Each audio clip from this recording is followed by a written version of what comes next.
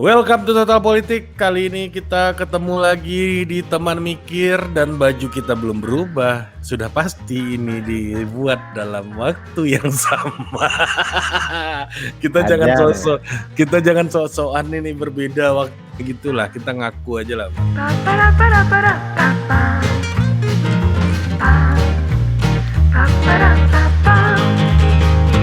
Ini kita bikin dalam satu aspek waktu aja agar kerinduan masyarakat Total Politik kepada Bapak Azrian Syah Agus PhD Kans di Indonesia ada kayak gitu. Kalau di Amerika kan nggak ada, ya kan? Mahasiswa aja. Ya, mahasiswa PhD ini akan sedikit lebih terobati karena udah lama nggak mampir di sini. Iya, Ya kan? tergantung yang ngundang. Iya, kan kita mikir-mikir juga, apalagi Jerman kalah ini Bapak nanti nggak fokus di sini. Ya ini harap maklum kalau emang agak kurang fokus. Padahal gue main Inggris lagi, aduh. Gue main fantasi football tuh ada 3 orang pemain Jerman gue taruh tuh. Oh, siapa? Toni Kroos, Rudiger, sama si ini satu lagi itu gue taruh Jerman siapa lagi? Toni Kroos, Rudiger. Kimmich. Ada 3. No. Ada 3 tuh. Ada 3 Jerman. Bukan. Tengah siapa tengah? Tengah itu ada Goretzka, ada Neuhaus, ada Gundogan. Gundogan, Ilkay Gundogan. Oh. Jadi karena Gundogan terus Kroos poinnya 2 terus, gue mumet juga, gue ganti sama Højbjerg itu yang Denmark itu. Oh, Højbjerg ya, yang di Tottenham ya. Tottenham. Nah, udah sayangannya Mourinho. Iya, jago banget dia main ya. Jago banget, rapih banget tuh pergerakannya itu. Lu nonton Euro nggak sih lu? Oh, nonton dong. Kalau nggak nonton nggak baper gini karena Jerman kalah. Ini karena nonton jadi baper. Iya, Itali nih juaranya kayaknya nih ya. Itali bisa juara, sangat mungkin ya. Cuman Inggris nih serem juga, tapi kelemahannya kan ada 2 Inggris itu, 3 malah. Pertama pelatihnya, kedua mentalitasnya, ketiga kipernya. Iya. Itu nggak tahu. Tadi malam clean sheet dia lawan Ukraina, tapi Ukraina itu yang bisa main bola 2 orang doang gue lihat. Satu pemain yang nomor Zinchenko. 10 itu sama Zinchenko. Sama Shevchenko satu lagi. Enggak, Zinchenko backnya City itu loh, back kiri. Enggak, kalau gue tadi malam gue tweet itu di Twitter. Kayaknya nih Ukraina nih cuma 2 orang yang bisa main bola nih, nomor 10 sama Shevchenko. Inggris itu belum pernah kebobolan selama Euro ini. Iya, gila itu backnya Maguire tuh poinnya gede banget tuh tadi malam. Emang ini sih dari segi, ini kita jadi bahas bola nih. Dari segi talenta emang bagus banget sih. Ini generasi yang rata lah, kecuali kipernya. Grealish tuh juga bagus tuh. Grealish itu top. Ya memang talentanya banyak itu. Ya pelatihnya nggak oke-oke amat ya. Tapi yang penting bisa jaga mental ya. Itali ini menarik juga Bang, karena ini mainnya sangat tidak Itali gitu, dan tidak ada klub Itali yang mainnya kayak begitu. Nah itu dia, itu kok bisa ya? Iya, ajaib itu. Tapi ya udah, ngomong-ngomong soal Itali yang berubah gaya main gitu. Ini gaya Budi Adiputro nih. bridging. Silakan. bridging. Quotes unquote katanya. Panorama katanya kan. Nah, jadi ngomong-ngomong Italia yang bertransformasi. Nah, bagaimana transformasi kekuasaan di Amerika Serikat, Bang? Karena sekarang dari Trump ke Biden gitu, yang mana campaign dan model kepemimpinannya gitu kan, image publiknya sangat sangat berbeda. 2 orang ini, yang satu akomodatif, yang satu lagi frontal gitu, konfrontatif gitu ya, Trump. Dan bagaimana dia harus melanjutkan kebijakan-kebijakan dan juga mengajukan visi radikal yang yang menjadi jualan campaign dia kemarin gitu. Gimana? Ya transformasi kepemimpinan, soal kontinuitas kan ini juga di Indonesia juga menjadi masalah gitu ya. Bagaimana kita perubahan kekuasaan kita juga tidak mulus-mulus amat semuanya kan, dari Bung Karno ke Pak Harto tidak mulus, dari Pak Harto ke Pak Habibie tidak mulus, Pak Habibie ke Gus Dur pun tidak mulus, Pak Gus Dur ke Bu Mega tidak mulus, Mega ke SBY tidak mulus, SBY ke Jokowi juga tidak mulus gitu. Jadi kita punya masalah dalam transformasi kepemimpinan gitu. Nah, jadi maksud gue, apakah di policy-nya melihat apa yang heboh di Amerika belakangan soal infrastruktur kan? Ya ini saya komentarin soal transisi kekuasaan yang nggak mulus ya. Ya sebetulnya sih setelah reformasi itu mulus kok, nggak ada yang nggak mulus. Itu kan lebih sudut pandang aja. Orang yang bilang nggak mulus itu kan ya karena wah Gus Dur nggak bicara sama Bu Mega nggak bicara sama Pak SBY, Pak SBY personal lah. Itu kan personal, bukan kelembagaan. Kalau memang nggak mulus itu harusnya ketika presiden baru itu dilantik atau ketika ketua KPU itu menyampaikan di depan MPR bahwa ini loh hasilnya, nah itu orang pada nolak semua, harusnya sih gitu.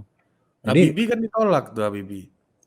Loh, iya, tetapi kan ketika hasil pemilunya keluar, ini bukan menolak pertanggungjawaban, tapi menolak kepemimpinan yang baru. Iya, kelembagaan itu, ya. Iya, itu kan resistensinya ya nggak banyak. Orang demo iya, tapi kan kalau kita lihat secara kelembagaan ya jalan aja pemerintahan yang baru. Ini masalah nggak tegur-teguran lah ya. Iya, dan itu kan individu, itu bukan beliau sebagai pejabat negara, ini kan hubungan personal aja. Kan nggak ada kita kayak 6 Januari di Amerika kan, yang presiden yang mau selesai itu berteriak ke pendukungnya, "Hei kalian pergi ke parlemen semua, terus kalian paksa tuh wakil-wakil kalian untuk membatalkan hasil pemilu." Itu kan nggak ada di kita. Iya, lebih radikal mereka ya. Nah ya mereka lebih gila, ya lebih nggak waras kalau lebih gila. Kalau menurut saya ya transisi kekuasaan di Indonesia itu mulus kok. Dari Pak Harto ke Habibie itu mulus, nggak ada kan Pak Harto yang saya nggak mau turun, Habibie itu nggak legitimate, nggak. Ya. Personal yang nggak mulus ya berarti. Itu kan lebih yang Pak Habibie ngomong, saya sejak tanggal sekian sudah nggak mau diajak ngomong sama Pak Harto. Ya itu kan urusan beliau. Bukan ada urusannya sama negara. Iya, ampun Bang, salah gua Bang, ampun. Ya enggak, ya mungkin Ari Putra mewakili ini Mas Topo atau ini enggak lah, ini kan gua mau sok-sokan bersilat depan senior aja ini. Enggak lah, kita sama lah, cuman lebih dulu kuliah doang aja. Nah, ke soal Amerika ya, di Amerika itu ya ini memang setelah Joe Biden jadi presiden itu kayaknya di Indonesia udah nggak terlalu sering ya ngikutin berita politik di Amerika gimana. Iya, waktu inaugurasi kan Bang Andi Alfian Malarangnya ngomong, "Welcome to the boring America," gitu. Back to normal sebetulnya, bukan new normal. Ini kembali ke Amerika ya, yang sebelum-sebelumnya lah. Yang flourish, normatif gitu ya. Ya. Karena ya, jadi gara-gara itu Paman Sap kehilangan konteks, Bos. Jadi nggak ada yang diomongin lagi. Dia jadi trio tengah malam sekarang. Oh gitu. Ya dibikin lah kayak apa vaksinasi di Amerika itu gimana. Itu kan menarik ya karena di Indonesia juga sekarang kan pemerintah lagi gencar ngejar target 1 juta sehari vaksin kan. Nah di Amerika gimana? Vaksinasi itu kan ada honeymoon-nya juga. Awal-awal di roll out, awal-awal dibagiin, orang antusias. Tapi nanti kalau udah 2 bulan, orang yang tersisa udah yang tinggal nggak mau divaksin tuh. Nah itu gimana? Kan bisa. Nah memang Amerika sekarang itu relatif lebih adem ayem ya.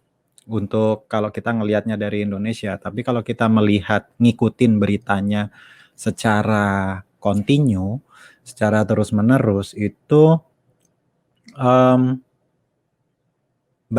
Joe Biden itu sedang mengalami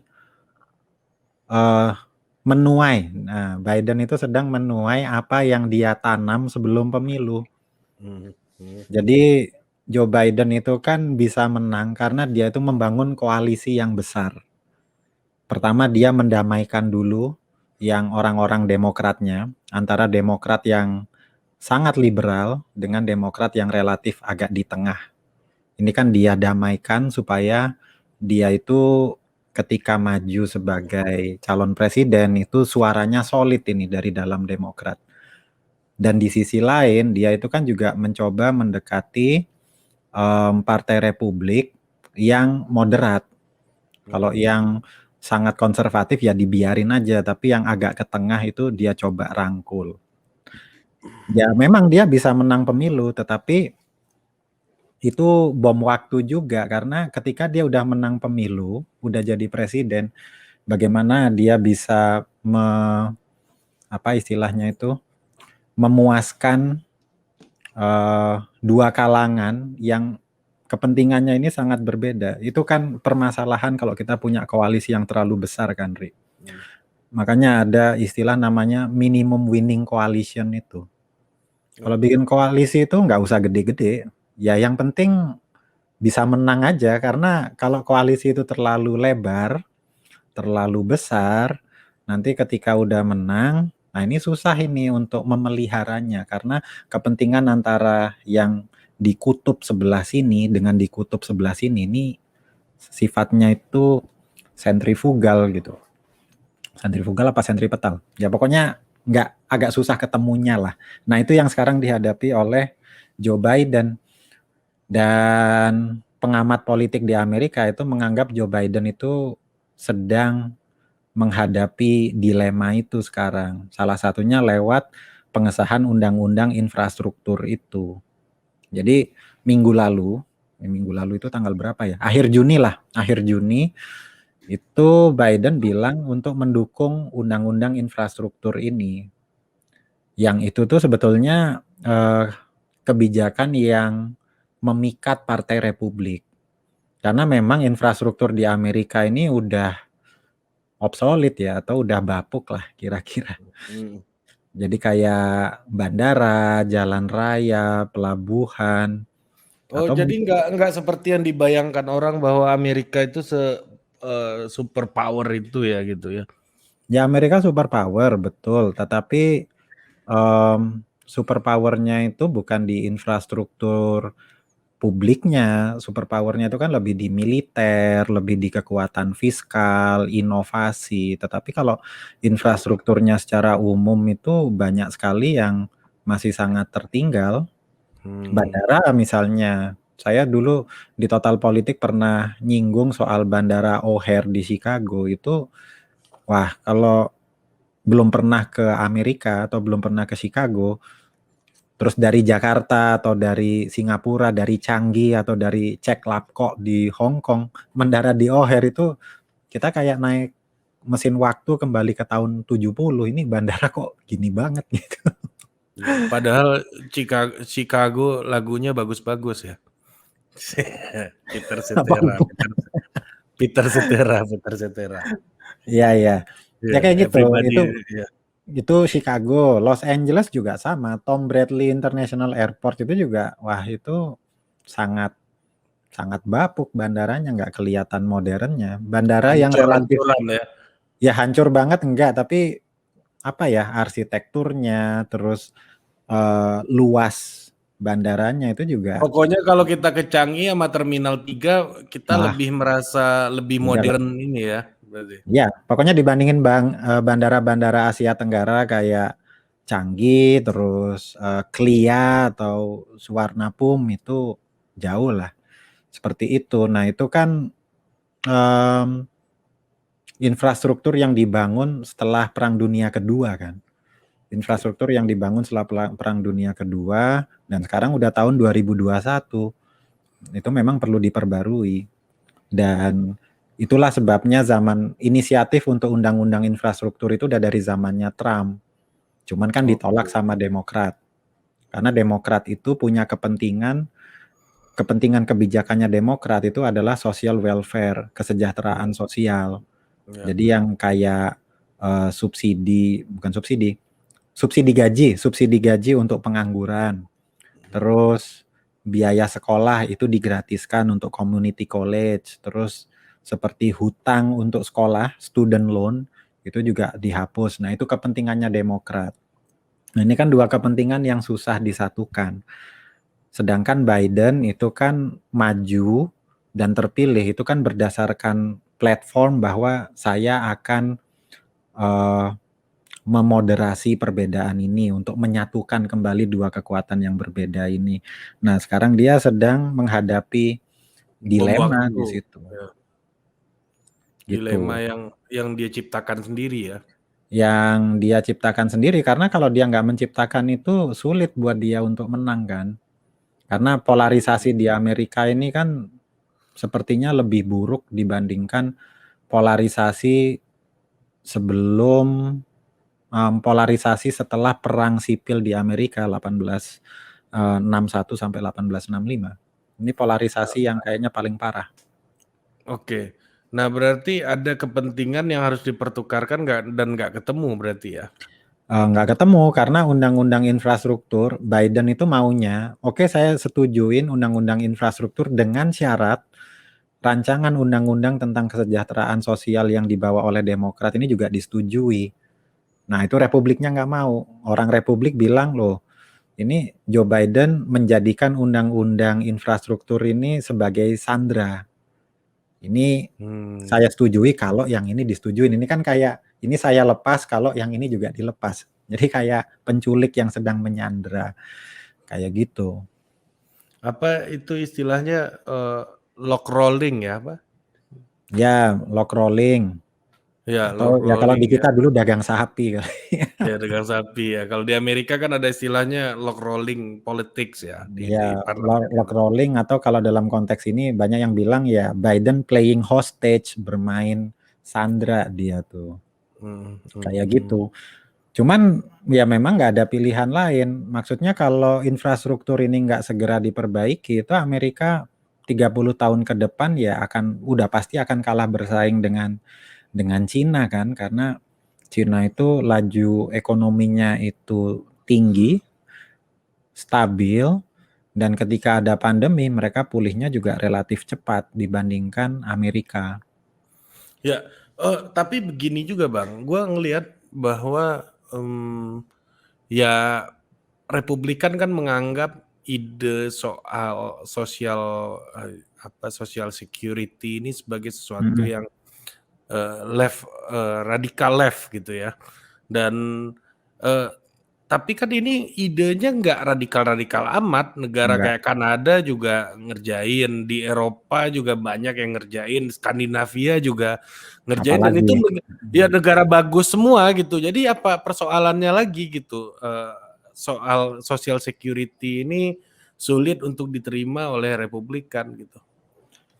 Sulit diterima oleh Republikan karena kalau kita harus lihat basis pemilihnya Partai Republik ya. Partai Republik ini kan dari dulu ini, setelah zamannya Lincoln, Abraham Lincoln itu Partai Republik. Jadi mungkin banyak orang yang anggap, oh Pak Abraham Lincoln tuh pahlawan pembebasan budak. Sedangkan sekarang image-nya Partai Republik itu kan partainya orang rasis. Nah, padahal Iya, Abraham Lincoln tuh dari Partai Republik. Nah, jadi setelah perang dunia lagi, perang saudara di sipil. Amerika, zamannya Lincoln itu, Civil War itu, Kalau bahasanya Paman Sam, brother kills brother katanya. ya kayak gitulah. Nah, itu Partai Republik itu adalah partai yang diisi oleh orang kaya. Orang-orang kaya itu ke Partai Republik dan em, keuangan di Amerika itu pertama kalinya ada pengusaha yang mulai Donate. donasi politik. Itu yang ngawalin tuh Partai Republik akhir 1880-an. Mekanisme donasi, nyumbang itu yang memulai Partai Republik, bukan Dan itu ya 1880-an ya, ketika memang ekonomi Amerika itu lagi booming. Itu kan apa sih namanya? Saya lupa. Kalau orang sejarah Amerika itu ada nama periodisasinya apa gitu, saya lupa. Itu adalah periode ketika Amerika baru pulih dari perang dan ekonominya tuh booming. Banyak orang-orang kaya baru dan banyak penemuan-penemuan teknologi baru tuh tahun-tahun segitu. Nah, jadi sejak dulu, sejak abad 19, Partai Republik itu partainya orang kaya, partainya pengusaha.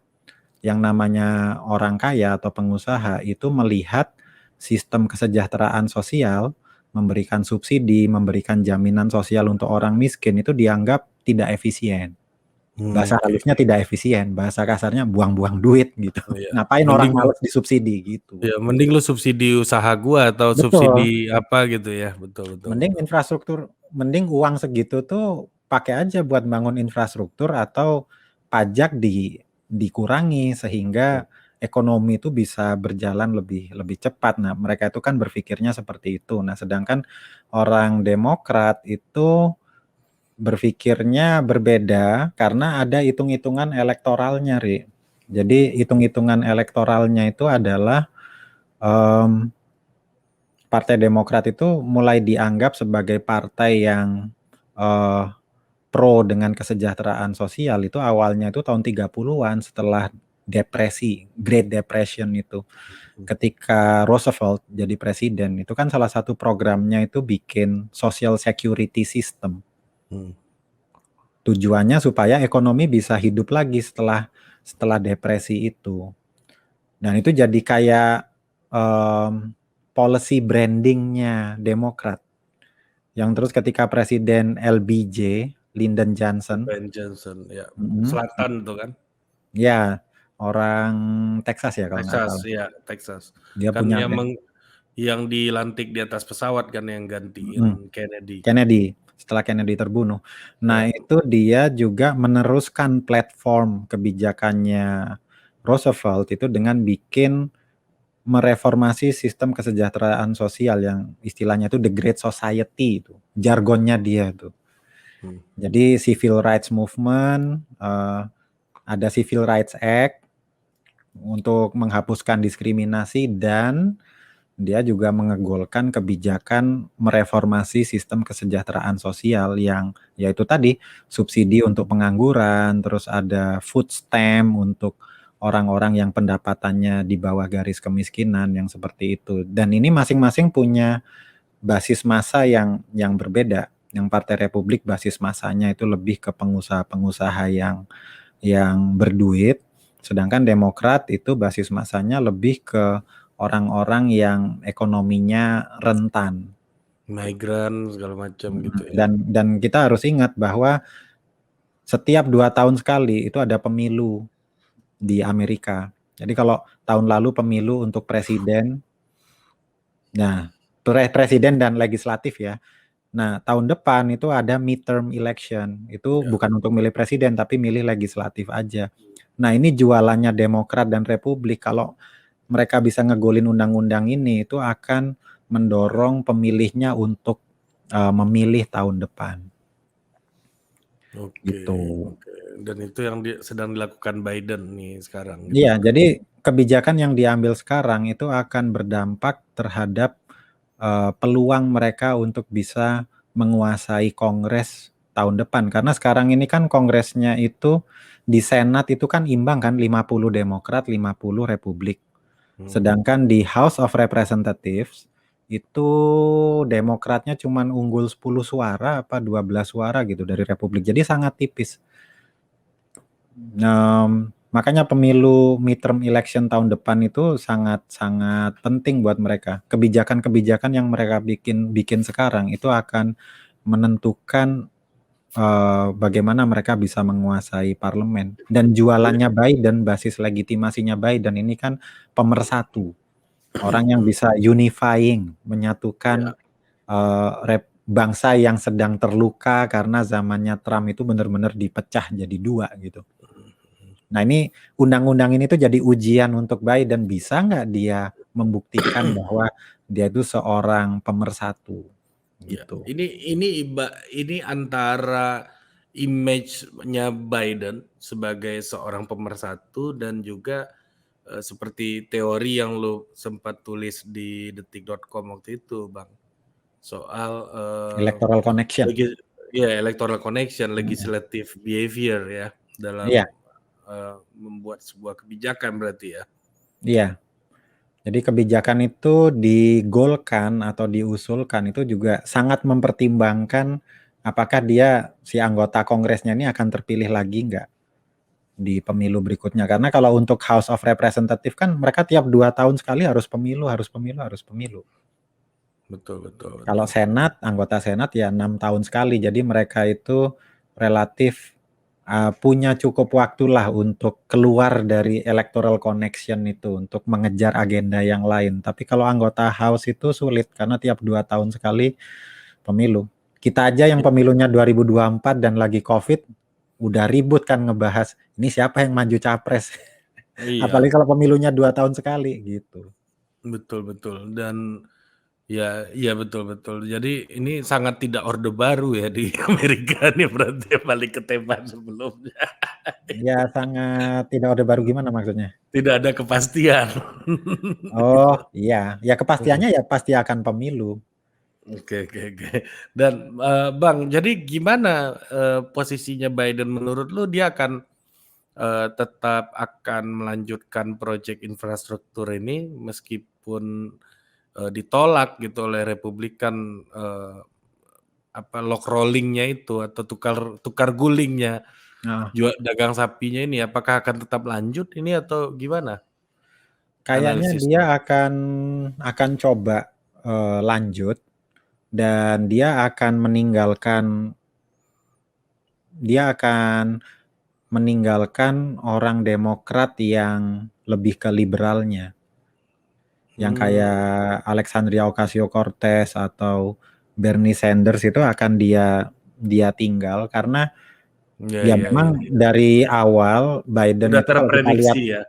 ya dari track recordnya sejak dia jadi anggota Senat tahun 70-an dia itu kan lebih ke tengah memang bukan ideolognya Partai Demokrat. Dia dan itu kembali lagi basis legitimasi dia jadi presiden itu kan karena dia unifier, orang yang bisa mempersatukan. Jadi ketika Kongres bisa membuat undang-undang yang efeknya besar dan undang-undang ini adalah bipartisan, dari dua partai, itu akan memperkuat legitimasi dia kalau misalnya 2024 dia mau maju. Dia kan tadinya ngomong 2024 dia nggak mau maju, tapi kita kan nggak tahu. Orang kalau udah kepilih tuh ya maunya maju terus. Iya, mau nambah kan? Maunya nambah. Iya, mau nambah. Iya, memang dari awal memang kelihatan kan bagi Biden orang kayak apa namanya eh, eh, Alexandria EOC ini EOC. dan Bernie Sanders ini memang nggak diberi pintu sebenarnya dari awal kan memang sudah terlihat seperti itu gitu karena memang ada tujuan untuk mengakomodasi kelompok tengah dan memperkuat brand image-nya sebagai tokoh pemersatu yang mana di masa Trump itu sangat terbelah gitu. Iya. Dan bagi dia kan sebenarnya Bernie Sanders ini ya makhluk hidup aja gitu kan. Makhluk hidup aja gitu, bukan penguasa gitu, tapi ya masih human being gitu. Tapi kalau Trump kan alien kan buat dia kan. Ya itulah makhluk hidup aja enggak nih Trump nih buat mereka gitu. Iya. Buat Biden gitu. Ya, dan Sanders kan juga bukan Demokrat, dia itu kan independen. Independen yang ketika di Senat berafiliasi dengan Partai Demokrat. Jadi ya kan kalau hitung-hitungannya orang rational choice ya, daripada kita memperluas koalisi dengan pihak-pihak yang kita nggak bisa kontrol, mending kan kita bikin koalisi yang kecil aja tapi jelas gitu. Solid. Ya, jadi orangnya pasti gitu ya. Orangnya pasti, agenda kita tuh pasti goal. Nah, sepertinya Biden itu akan mengambil langkah ke situ. Ngambil aja orang-orang yang relatif lebih ke tengah, ini aja yang aspirasinya digolin daripada dia mencoba untuk memperlebar payung koalisinya, tapi malah nanti ketika negosiasi untuk mengegolkan agendanya malah nggak ada yang gol. Oke, oke. Sepertinya sih kayak gitu. Tapi kita lihat karena masih banyak undang-undang lain itu yang jadi kunciannya partai-partai ini. Salah satunya yang lagi rame itu kan undang-undang tentang pemilu, tentang hak pilih. Jadi apakah di beberapa negara bagian itu kan restriksi terhadap orang yang punya hak untuk memilih itu kan diperkuat. Apalagi di negara-negara bagian yang republiknya itu dominan.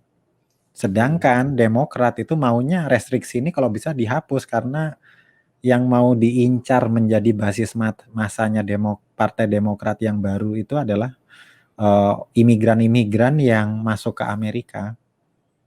Nah kalau direstriksi ini kan imigran yang tadinya bisa milih itu jadi nggak bisa milih. Undocumented yang tadinya nggak bisa milih. Ya. Itu kalau misalnya tidak direstriksi, undocumented yang tadinya nggak bisa milih kan jadi bisa milih. Demokrat jadi untung. Nah ini yang jadi isu yang kuat lah di antara dua partai ini. Nah, tapi Vice President gimana nih? Kamala Harris ini kan juga jadi dagangan kan ketika itu soal women, soal minority, imigran gitu ya. Ini juga akan menjadi hambatan nggak buat Biden terutama untuk untuk lanjut dengan rencana infrastruktur ini? Sepertinya sih enggak ya, karena Kamala Harris itu kan juga bukan Dia kan sejenis Bernie Sanders juga kan? ya, tapi dia nggak sampai ke situ. Jadi ya memang lebih progresif, tapi dia itu ya nggak sekeras, semilitan Sanders atau AOC atau Omar, aduh siapa namanya, yang dari Minnesota itu, yang Islam itu. Nah, cuman dia memang lebih ke apa ya, memenuhi janji kampanyenya Biden bahwa kabinet dia akan memilih wapres perempuan dan dari kulit berwarna, bukan kulit putih. Dan sebetulnya kan ini kayak Indonesia tahun 90. Joe Biden ini kan presiden tertua dalam sejarah Amerika kan. Yang terpilih dan usianya udah sangat tua gitu loh. Nah ini kan orang juga banyak yang melihat ini kalau misalnya nanti ada apa-apa sama Joe Biden yang naik kan Kamala Harris. Iya. Jadi dulu itu waktu tahun lalu itu waktu menjelang pemilu itu yang ribut itu kan, wah ini siapa nih wakilnya Joe Biden, karena wakilnya ini akan sangat menentukan politik Amerika setelah 2024 karena kansnya untuk terpilih lagi itu kan besar. Tapi sejauh ini sih sepertinya antara Harris sama Biden itu dia masih bisa seiring sejalan gitu loh. Nggak ada kontradiksi yang sedemikian hebat sehingga keluar kemana-mana. Ya setidaknya kalau ngikutin media massa ya itu belum ada tuh. Belum bocor ya. Iya, belum sampai bocor gitu loh. Padahal biasanya kalau gedung putih ya inilah resikonya kalau kebanyakan staff. Itu isu yang kecil tuh sering bocor tuh. Oke. Ya, karena staffnya kebanyakan. Ya bukan kebanyakan sih, emang banyak banget gitu loh. Jadi ngontrolnya kan susah. Ya sama kayak presiden kita di sini, staffnya kebanyakan bos. Ya tapi di sisi lain ya mungkin ya karena kita bukan penguasa ya. Mungkin kalau kita jadi penguasa, kita tuh punya kecenderungan yang sangat kuat untuk memperbanyak staff. Supaya kita itu supaya tidak ada staff kita atau pembantu kita itu yang ngerasa, oh pimpinan paling percaya sama saya. Jadi saya yang powerful. Nah dengan memperbanyak staff itu kan ya yang di sesi sebelumnya itu kan bisa canceling out, bisa menetralisir yang lain-lain. Ya, karena di politik Amerika itu dilakukan gitu ya. Ya dilakukan juga karena enaknya jadi penguasa atau enaknya menjadi orang yang berada di puncak dari struktur kekuasaan itu mereka itu kan pertama ada keuntungan sebagai agenda setter, orang yang menyiapkan agendanya apa. Terus yang kedua, keunggulannya mereka adalah semua informasi dari bawah itu kan dilaporinya ke atas. Kalau saya jadi presiden, itu kan menteri-menteri saya ngelapornya ke saya. Tapi belum tentu menteri A komunikasi dengan menteri B. Ya. Dan belum tentu bisa saling cek. Dan ya, jadi komunikasi horizontal antara menteri atau pembantu presiden ini kan belum tentu terjadi. Tapi Betul. seorang presiden itu pasti akan dilaporin akan dapat laporan dari menterinya. Jadi yang sering terjadi, nah ini mungkin bisa cek sama Pak BHM atau Pak Sarwono nih, bintang tamunya Totpol sekarang. Iya, Bisa dicek ke beliau. dua begawan. Iya, gimana Pak Harto itu seringkali menugaskan dua pembantunya untuk hal yang sama, tapi yang Menteri A disuruh ngegolin agenda ini, Menteri B disuruh ngegolin agenda yang 180 derajat berbeda dengan si Menteri A. Dan akhirnya mereka berantem satu sama lain dan yang nentuin akhirnya ya Pak Harto aja. Iya. Balik lagi ke Pak Jadi Harto. dikirimkan untuk misi yang sama, tapi dengan misinya sama nih, misalnya mendamaikan Kamboja gitu. Pak Muchtar Kusuma-Atmaja dikirim, terus Pak Benny Murdani juga dikirim. Karena Pak Benny itu entah sebagai Panglima ABRI atau sebagai Kepala BAIS, Intel kan yang banyak bermain di kebijakan luar negeri waktu itu. Tapi terus nanti misinya itu beda. Yang Pak Muchtar disuruh misalnya Kambojanya begini, nah yang Pak Benny Murdani disuruh Kambojanya begitu. Terus nanti ketika pulang ke Indonesia, mereka itu menyampaikan laporan yang berbeda dan akhirnya ya canceling out aja. Akhirnya Pak Harto yang memutuskan siapa yang langkah apa yang akan diambil. Yang paling kelihatan tuh kasus Busang dulu tuh, Ri, kalau masih ingat tahun 96. Ya, kalau di Amerika sendiri juga sama lah ya berarti ya dalam konteks ini ya. Ya kurang lebih itu mirip. Makanya di Amerika itu ketika presiden baru terpilih, orang itu kan yang paling banyak dibahas, posisi yang paling banyak dibahas itu bukan menterinya siapa, tapi chief of staff-nya itu siapa. Mensesneknya lah kalau di Indonesia. Ya. Chief of staff-nya itu siapa? Karena chief of staff ini yang akan menjadi tangan kanan presiden untuk menentukan siapa yang bisa ketemu dia, siapa yang bisa berkomunikasi dengan dia, dan agenda-agenda yang perlu dibahas itu apa.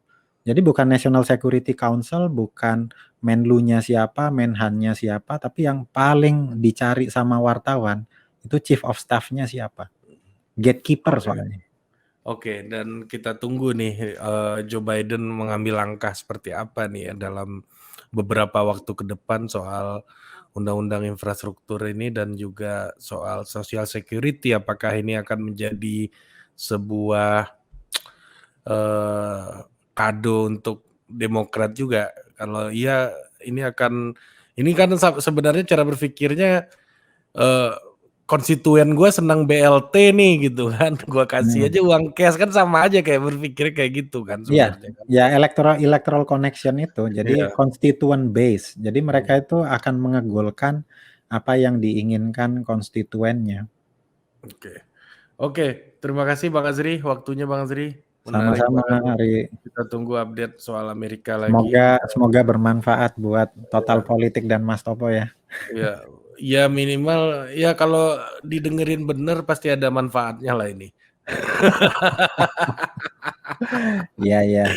Ya kan ada juga yang asal komen ngaco-ngaco gitu kan, tapi nggak apa-apa. Ya kan, kalau kata Mikhail Bakunin kan melindungi kebebasan orang lain maka kebebasanmu akan terlindungi juga gitu. Lindungilah Iya, iya. kebebasan orang lain gitu.